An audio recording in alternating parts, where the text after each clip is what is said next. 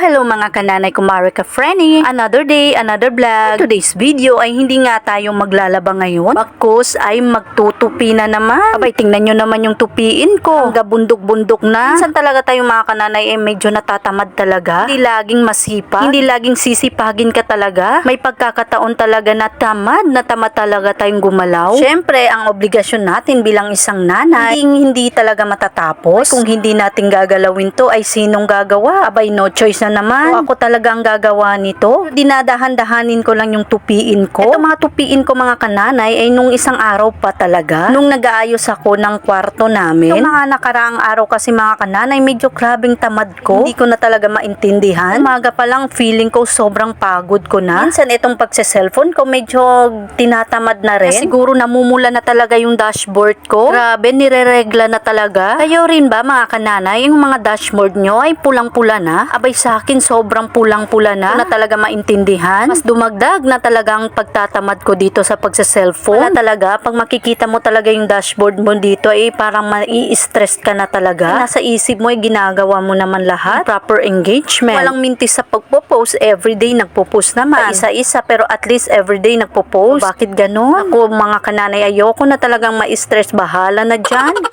Basta ako ay nag-e-enjoy ako dito sa pag-vlog ko. Talaga sa mga taong sumusuporta dito sa vlog ko. Ikaw naman kayo maisa-isa, pero at least nakasubaybay din talaga ako sa inyo. Nakasubaybay din talaga ako sa mga vlog nyo. Abay, binibisita ko yung mga bahay. Suportahan na lang po natin ang isa't isa at maraming salamat po talaga sa inyo. Mga taong napatuloy na sumusuporta sa mga vlog ko, ay makakaasa po kayo na patuloy din ako magsusuporta sa mga vlog nyo. Ayan, ang dami ko nang sinasabi, pero ang pagtutupi ko ay hindi ko matapos-tapos.